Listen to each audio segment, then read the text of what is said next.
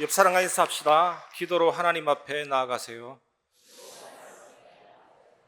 저는 오늘 여러분과 함께 예수님의 좌우편에 기도로 나아가라는 제목으로 말씀을 전하겠습니다. 지금 세상은, 지구는 아주 이상 기후로 굉장한 위기가 온 것 같은 느낌이 많이 듭니다. 제가 어릴 때는 안 그랬는데 불과 몇십 년 만에 세상이 또 기후라든지 모든 것들이 급속하게 바뀌는 것 같습니다. 중국의 어느 지역에는 70도까지 올라간다는 그런 뉴스도 봤습니다. 계란이 익을 정도고, 70도는 우리가 차를 끓여 먹을 때 마시는 온도잖아요. 그 입에 넣으면 굉장히 뜨겁거든요. 폭염으로 사망하기도 하고, 지구 여러 곳에 이런 현상이 많이 나타나고 있습니다. 저는 이런 현상을 보면서 노아 시대가 생각이 났습니다. 죄악이 땅에 관영할 때 하나님이 홍수로 세상을 심판했는데, 심판은 파괴적인 이미지가 있지만 하나님의 사랑, 하나님의 은혜가 있습니다. 세상을 정화시키고 새롭게 하려는 하나님의 뜻이 있습니다. 지금 딱 세상을 보아도 하나님을 떠난 사람들, 죄의 노예, 사탄의 노예, 죽음의 노예가 되어서 죄악이 관영한 세상이거든요. 분명히 그렇게 나타나고 있습니다.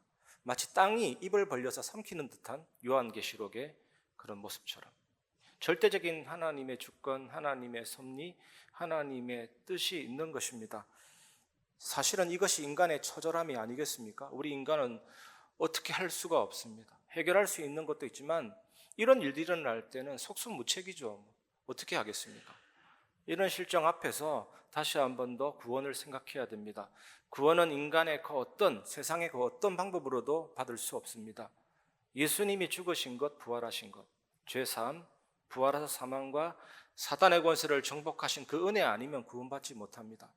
오늘도 그 은혜를 살펴보면서 나 같은 죄인을 부르셨구나, 구원하셨구나, 은혜를 주셨구나, 그 확신 속에 기도로 하나님 앞에 나아가는 정인 되시기를 주님의 이름으로 축원합니다. 첫 번째, 예수님의 좌우편은 야망의 자리가 아니라 은혜의 자리입니다. 여러분, 조희팔이라는 사람 아시지 않습니까? 조희팔. 2010년 중반에서 2011년도까지 엄청난 금융적인 사기를 저질렀잖아요. 단군 이래 최대의 사기라고 하지 않습니까? 4조 원 가량 피해 금액이 발생했습니다. 한 사람의 야망이 어떻게 많은 사람에게 피해를 주고 이런 엄청난 범죄가 일어나는지를 우리는 보게 됩니다. 개인의 야망이겠지만 결국 흑암의 세력이 사람을 유혹해서 그런 저주 가운데로 빠뜨리는 것을 보게 됩니다. 야망은 우리가 무엇을 이루고자 하는 바람입니다. 목표입니다. 사실은 다 야망이 있습니다. 여러분, 세상에 돈을 버는데 돈 더 벌고 싶잖아요. 또 좀 좋은 직장 가고 싶잖아요. 그렇지 않습니까? 좀 유명해지고 싶고, 그런 것들이 야망입니다. 그래서 야망은 나쁜 거 아닙니다. 인간에게 야망이 없다면 추진할 수 있는 힘이 없는 거죠. 야망이 나쁜 것은 아닌데 때로는 야망이 너무나도 커져서 욕심으로 바뀔 수 있는 게 문제거든요. 사탄은 야망이 욕심으로 바꾸도록 속일 것입니다. 이런 나쁜 야망을 가진 사람이 목표를 이루면 만족하지 못합니다. 성취감이 없습니다. 그러니까 더 큰 목표를 세우고 야망은 같이 자라고 이렇게 반복이 되면서 끝없는 욕심에 빠져서 망하게 되는 것입니다. 야망을 가진 사람은 자신이 원하는 것을 얻지 못할까 봐 두려움이 있거든요.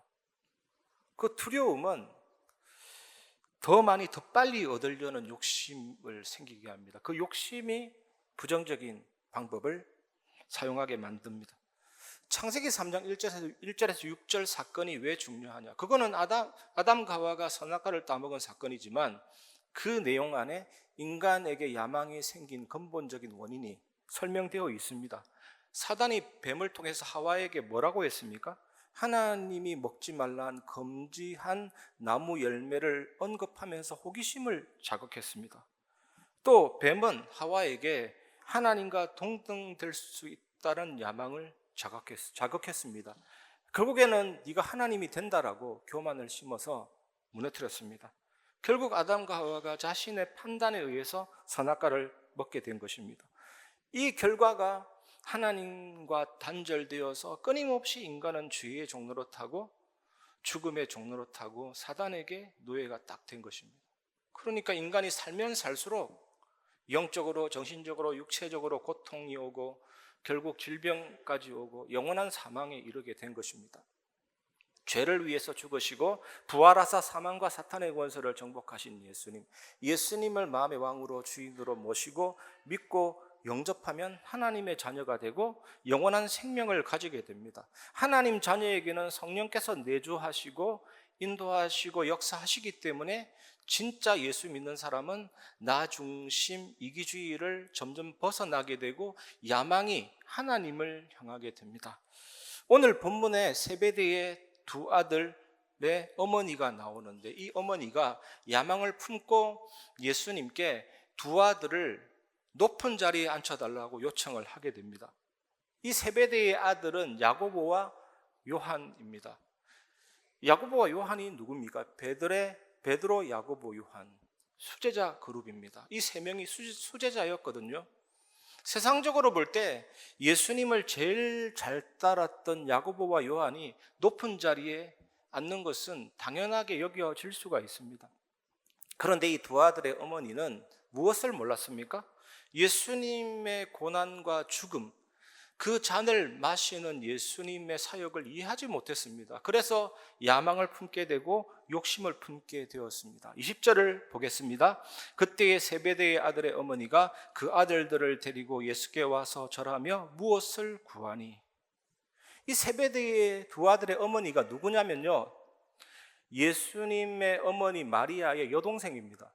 그러니까 야고보, 요한은 예수님의 수제자이면서 예수님의 이종 사촌들이고 이모의 아들들이거든요. 딱 좋잖아요, 요청하기가. 그리고 그 어머니가 예수님께 찾아와서 큰 자리를 달라고 요청한 것은 이모가 조카한테 부탁을 한 거죠.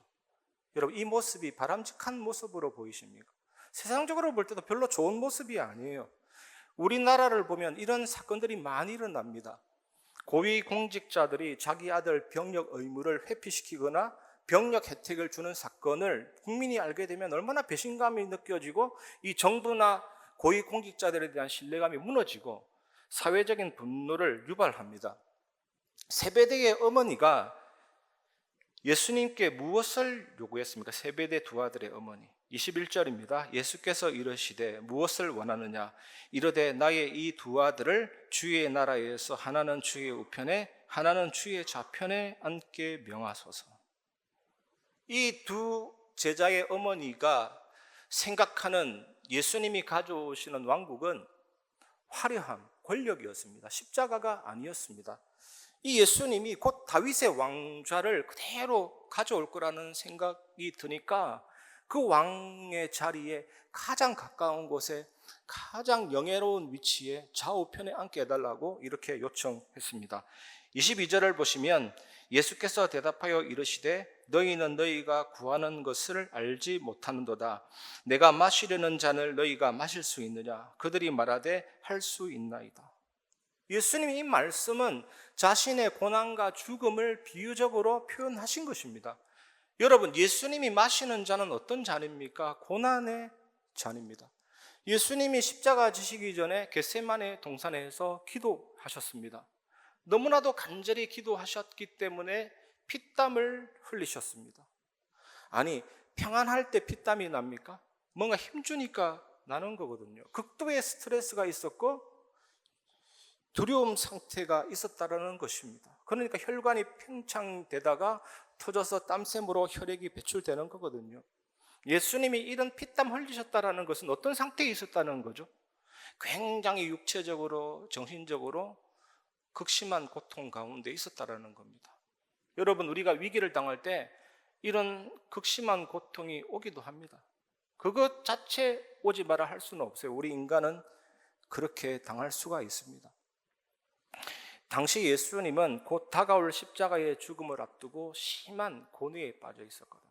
하나님의 아들이신 예수님이 그런 고뇌를 당하면 안 돼. 그거는 아닙니다.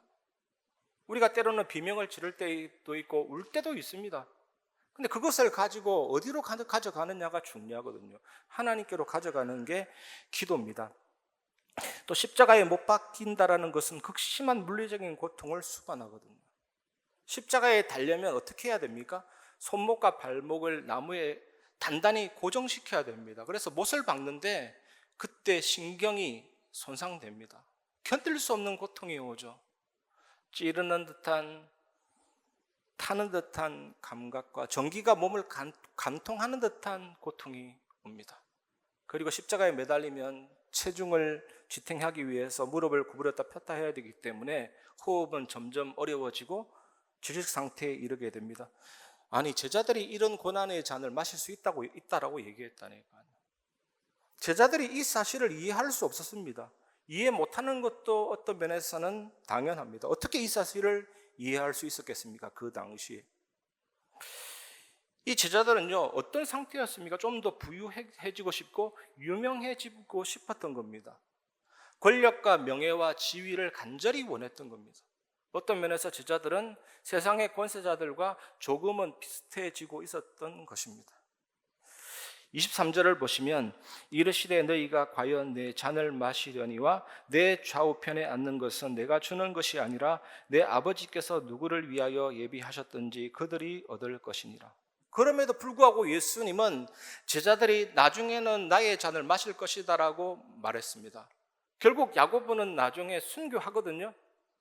그런데 예수님은 그렇다 할지라도 내 좌우편에 앉는 자는 하나님이 예비하신 자가 앉게 될 것이라고 말씀하셨습니다. 그 이후에 어떤 일이 발생되냐면 이 세베대의 두 아들의 어머니는 예수님 십자가에 달리신 십자가 형장에 있었습니다. 그런데 유대인의 왕 예수님 좌우편에 누가 있었습니까? 좌편 강도와 우편 강도가 달려있는 모습을 보게 됩니다. 여러분, 예수님의 좌편과 우편은 누구의 자리냐? 죄인들의 자리고 은혜의 자리고 예수 믿는 여러분들의 자리고 예수 믿는 사람이 기도로 은혜로 나아가는 자리입니다.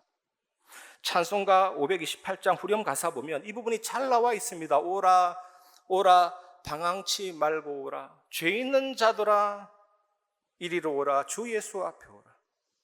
그런데 왼쪽 강도는 거기까지였습니다. 옆에 달린 예수가 메시아라는 것이 인정될 수 없었습니다. 아니, 나와 똑같은 죄인이네. 민족적인 정치적인 메시아가 나와 똑같이 이 십자가에 매달린다면 이 사람은 메시아 아니다 라고 딱 여겼죠. 그런데 오른쪽 강도는 이렇게 말했습니다. 누가복음 23장 42절에 보면 이르되 예수여 당신의 나라에 임하실 때 나를 기억하소서 하니. 오른편 강도는 이 예수님이 메시아고 구세주라는 사실이 인식된 것입니다. 그리고 예수님이 장차 주님의 나라에 가거든 나를 기억하소서, 나를 구원하소서라고 외치고 있는 것입니다. 이때 예수님이 이렇게 대답하셨습니다. 누가복음 23장 43절 예수께서 이르시되 내가 진실로 내게 이르노니 오늘 내가 나와 함께 낙원에 있으리라 하시니라. 그리고 나서 예수님이 먼저 죽으셨고 이제 이 오른편 강도가 고개를 떨구어졌을 때 놀라운 일이 일어나게 된 것입니다. 이 오른편 강도의 그 영혼이 죽은 시신의 몸을 빠져나와서 빛보다 더 빠른 속도로 예수님과 함께 낙원을 거닐게 된 것입니다. 사랑하는 성도 여러분, 여러분은 어떤 모습으로 주님 옆에 나아오기를 원하십니까? 예수님 옆자리와 전혀 상관이 없는 세베대의 두 아들의 모습으로 나아오시겠습니까? 예수님 옆에 있는데 예수님을 메시아로 그리스도로 인정하지도 않고 죄된 자신의 모습을 인정하지도 않는 좌편 강도의 모습으로 오시겠습니까? 그러지 마십시오. 자신을 죄인으로 인정했던 우편 강도의 모습으로 오시기를 주님의 이름으로 축원합니다. 예수님이 메시아 그리스도 구세주라고 인식했던 은혜 받은 자의 모습으로 오시기를 바랍니다. 예수님과 함께 낙원을 걸었던 천국 백성의 모습으로 예수님 앞에 나오시기를 주님의 이름으로 축원합니다. 예수님께 이렇게 기도하시기 바랍니다. 주 예수 그리스도 하나님의 아들 나를 기억하옵소서. 오늘 이 시간 예수님이 여러분을 기억하시고 여러분을 바라보시기만 해도 이 예수 그리스도는 여러분에게 능력으로 역사하시고 은혜를 베풀 수가 있는 것입니다. 주 예수님이 여러분을 기억하셨기 때문에, 여러분을 예정하시고 부르셨기 때문에 구원받은 것입니다. 주 예수님이 여러분에게 긍휼을 베푸셨기 때문에 여러분은 도움을 받을 수가 있는 겁니다. 주 예수님이 여러분에게 은혜를 베푸시기 때문에 축복을 누릴 수가 있는 것입니다. 마태복음 20장 24절 보시면, 열 제자가 듣고 그 두 형제에게 대하여 분이 여기거늘. 이 다른 제자들이 이 소식을 들었습니다. 이 야고보와 요한, 그 어머니가 이 두 아들을 가장 좋은 자리에 앉혀달라고 요청한 내용을 다른 제자들이 들었습니다. 분이 난 거죠. 주범은 야고보와 요한, 그 어머니지만 사실은 제자들도 똑같은 생각이었습니다. 야고보, 요한, 지가 뭔데 나를 앞질러? 원망과 분이 일어나게 된 겁니다. 예수님이 제자들의 이 야망을 지켜보면서 그 다음 답변을 이어가십니다. 그것이 두 번째 나눌 내용입니다. 두 번째, 섬기는 자와 종입니다. 마태복음 20장 25절, 예수께서 제자들을 불러다가 이르시되 이방인의 집권자들이 그들을 임의로 주관하고 그 고관들이 그들에게 권세를 부리는 줄을 너희가 알거니와. 예수님이 이렇게 말씀하실 때 제자들의 머릿속에는 뭐가 스쳐 지나갔을까요? 유대인들 생각에 뭐가 스쳐 지나갔을까요? 그동안 우리 민족을 억압했던 로마 황제, 로마의 압제, 그 상황, 수십 년간의 고통이 싹 스쳐 지나갔을 것입니다. 로마는 방대한 영토를 차지한 제국이었잖아요. 로마가 지역을 정복할 때 항상 총독을 파송합니다. 요즘 따지면 한 주지사 정도 되는 사람을 파송해서 엄청난 잔혹하게 착취를 했습니다. 노동력을 착취하고 인구를 착취해서 로마로 향한 세금을 극대화시켰거든요. 막 잔인하게 죽이기도 하고 처벌하기도 하고, 그러니까 지방마다 굉장한 반란이 많이 일어났습니다. 예수님은 지금 세상의 주관자들은 참 주인이지도 않으면서 참된 주인이신 예수님과 하나님의 자리에 앉아서 예수님과 하나님께 해당되는 그 권세를 어리석게 부리려고 한다. 예수님은 제자들에게 이런 세상 주관자들과 너희는 달라야 한다라고 하시면서 이렇게 말씀하셨습니다. 26절에서 27절입니다. 너희 중에는 그렇지 않아야 하나니 너희 중에 누구든지 크고자 하는 자는 너희를 섬기는 자가 되고 너희 중에 누구든지 어떠미 되고자 하는 자는 너희의 종이 되어야 하리라. 여러분, 교회는 세상의 권력 구조와 그 기관과 다릅니다. 이 말씀에서 섬기는 자라는 이 단어는 헬라어로 디아코노스라는 단어입니다. 이게 뭐냐? 디아코노스가 뭐냐? 섬기는 자가 뭐냐? 음식을 제공하는 자, 나보다 집안 사람의 필요를 먼저 채우는 자. 이 디아코노스에서 초대교회 집사라는 직책이 나왔습니다. 여러분, 우리 교회 모든 목사님, 장로님들, 안수집사님들, 권사님들, 집사님들, 어떤 사람이 돼야 되겠습니까? 디아코노스가 돼야 되는 것이죠. 나 자신보다 성도의 필요를 채우는 사람, 나의 자신보다 교회의 필요를 먼저 알고 기도하고 채우는 사람, 음식을 제공하는 자처럼 섬기는 자, 디아코노스가 되어야 하는 것입니다. 왜냐? 교회는 하나님의 가족이거든요. 전 우주적인 하나님의 가족이거든요. 가족은 서로를 위해 기꺼이 양보하고 헌신합니다. 이 세상에서 가장 사랑하는 조직이 가족입니다. 예수님의 몸된 가족이죠. 그래서 가족은 어려울 때 발벗고 나서잖아요. 여러분에게 직분을 주신 이유가 뭡니까? 섬기는 자, 디아코노스가 되라.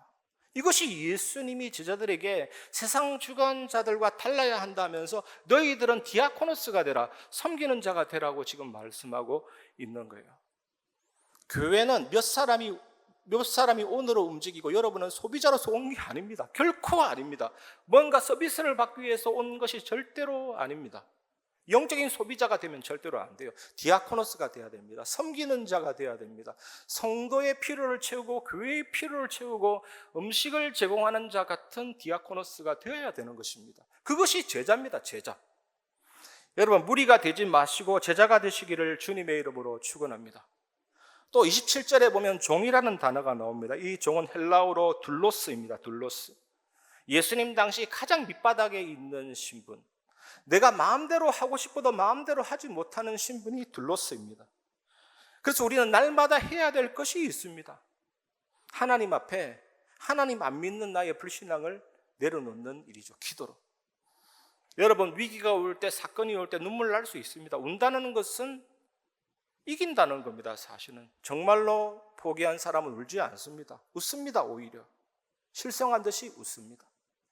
때로는 위기 당하면 하나님께 원망이 나올 수 있고 사람을 탓할 수 있습니다. 그거는 자연스러운 반응이에요. 하지만 그것을 가지고 하나님 앞에 나아가는 것이 회개고 기도입니다. 여러분, 화살을 쏘았는데 관역에서 빗나간 것, 그게 죄라는 정의거든요. 빗나갔으면 유턴해야 되죠. 돌아가야 되죠. 내 마음대로 내 뜻대로 살았는데 이제는 아닌 것입니다. 내 마음대로 사는 것은 둘로스 자세가 아니에요. 모든 불신앙과 죄를 버리고 회개하고 인본주의를 버리고 나를 지배하던 이방신과 아스다로 욕심과 동기를 버리고 하나님 앞에 나아가는 자가 둘로스입니다. 제자입니다. 이 축복 누리시기를 바랍니다. 그래서 섬기는 일에 디아코노스 되는 일에 어떠민 자가 생명을 살리는 자입니다. 하나님의 나라는 생명을 살리는 나라입니다. 섬기는 일에 어떠미 되는 종들의 나라죠. 디아코노스 되는 일에 둘로스 되는 나라입니다. 좀 어려운 것 같아도 정말 섬기는 자 되게 하시고 종이 되게 하소서, 교회를 살리게 하시고 현장을 살리게 하소서, 그리스도의 제자가 되게 하옵소서. 기도하는 한 주간 되시기를 주님의 이름으로 축원합니다. 세 번째, 대속의 은혜입니다. 복음. 마태복음 20장 28절, 인자가 온 것은 섬김을 받으려 함이 아니라 도리어 섬기려 하고 자기 목숨을 많은 사람의 대속물로 주려 함이라. 예수님이 십자가에 못 박혀 죽으신 곳은 해골 모양의 바위 언덕입니다. 거기가 원래 채석장이고 사용터입니다. 십자가에 못 박아 죽인 죄수들을 바로 던져서 방치해버리거든요. 그리고 냄새 나지 않도록 석회가루를 뿌리는 그 지역입니다. 상징적인 의미가 큽니다. 라틴어로는 갈보리, 히브리어로는 골고다. 십자가는 극악무도한 죄인을 못 박아서 달아 올리는 사형 틀입니다. 사형수가 십자가를 지고 오면 옷을 벗기고 양손과 양 발목에 못을 박아서 단단히 고정해서 들어 세웁니다. 그럼 손과 발이 찢어지고 피가 흘러서 결국 죽게 됩니다. 어떤 죄수는 3일 만에 죽는 경우도 있는데 예수님은 6시간 만에 돌아가셨죠. 채찍 맞으시고 가시관 쓰시고 완전히 기진한 상태였기 때문입니다. 그렇게 해서 죄로 타락한 모든 인간의 죄값을 치른 것입니다. 사망의 세력을 잡은 사단의 권세를 꺾은 것입니다. 이것이 바로 대속의 은혜의 복음인 것입니다. 여러분, 이 예수님을 믿고 정말로 영접하면 하나님의 자녀가 되고 영원한 생명이 주어지게 되는 겁니다. 오늘 이 자리에 참석하신 모든 분들이 바로 그 은혜를 받은 자임을 믿습니다. 확신을 가지시고 하나님 앞에 감사하는, 대속의 은혜 주신 하나님께 감사하는 하루가 되시기를 바랍니다. 요한복음 1장 12절, 영접하는 자 곧 그 이름을 믿는 자들에게는 하나님의 자녀가 되는 권세를 주셨으니, 이 은혜를 깊이 생각하고 찬양하는 하루 되시기 바랍니다. 말씀을 마무리하겠습니다. 예수 그리스도 좌우편에 앉는 기도. 사실 오늘 강단 말씀 설교 제목을 미리 접한 분들 이게 뭐야 싶을 수도 있습니다. 본문 내용하고 안 맞다라고 생각 들 수도 있습니다. 그런데 사실은 맞는 내용입니다. 예수님 그 좌우편에 기도로 앉을 수가 있어요. 죄인된 우리가 은혜로 구원받았고 기도로 그 좌우편에 앉는 만큼 신령한 은혜들이 임하는 것이 바로 기도라는 사실을 믿으시기 바랍니다. 나의 죄를 사하신 예수님, 죄와 저주를 해결하신 예수님, 사단의 권세를 깨트리신 예수님, 주 예수 그리스도 살아계신 하나님의 아들, 나를 기억하옵소서라고 기도하시기를 주님의 이름으로 축원합니다. 고린도서 15장 55절에 보면 사망아 너의 승리가 어디에 있느냐, 사망아 내가 쏘는 것이 어디에 있느냐. 예수님 십자가에 죽으심으로 인간의 가장 큰 문제인 죄와 사망과 사탄의 권세를 정복하신 것입니다. 그래서 사망이 우리를 쏠 수 없고 그 어떤 문제도 쏠 수 없고 이길 수 없습니다. 예수님의 십자가는 사망의 독침을 제거하신 불사의 이야기요 죽음의 해독제입니다. 우리가 이 사실을 믿고 기도할 때 날마다 예수님 좌우편에 앉는 영적인 굉장한 축복, 축복을 누리게 될 것입니다. 영의 세계와 지금 내가 있는 현실이 교차되는 그 접점에 앉을 수 있는 신령한 축복이 바로 기도라는 사실을 믿으시기 바랍니다. 영원하신 하나님, 무소부재하신 하나님, 전지전능하신 하나님이 시공간 초월하는 기도 응답과 세상 살리는 빛의 역사로 우리를 새롭게 하실 것입니다. 여러분, 예수님 좌우편에 앉는 기도의 비밀, 얼마나 간단하면서 확실한 언약입니까? 이것을 붙잡고 하루에 아침에, 점심때, 밤에 말씀 묵상과 기도로 이것을 생각하면서 하나님 앞에 나아가시기를 주님의 이름으로 축원합니다. 이때 정말로 나 자신이 편집되고 설계되고 디자인되고 새롭게 되어서 참된 응답이 있는 정인이 되기 때문에, 응답이 있는 사람은 자석이 강하면 쇳가루가 붙듯이 별이 강한 인력으로 행성을 끌어당기고 빛과 열을 내듯이 다니엘서에 나오잖아요. 하늘의 별과 같이 빛나리라. 정말로 내 지역, 나와 관계된 사람, 죽어가는 영혼들을 지키고 살리고 보호하는 그런 전도자의 축복을 누릴 수 있게 되는 것입니다. 문제가 와도, 갈등이 와도, 위기가 와도 모든 것을 협력하여 선을 이루시기 때문에 똑같은 태도로 대할 수 있습니다. 어떤 상황 가운데서.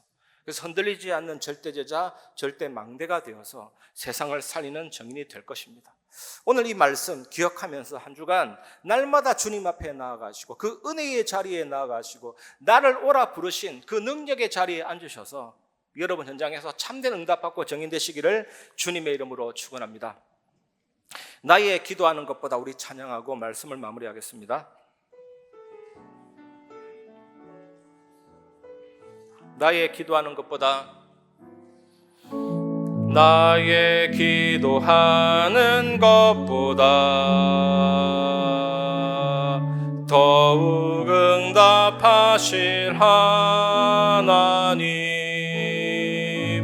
나의 생각하는 것보다 더욱 이루시는 하나님, 우리 가운데 역사하신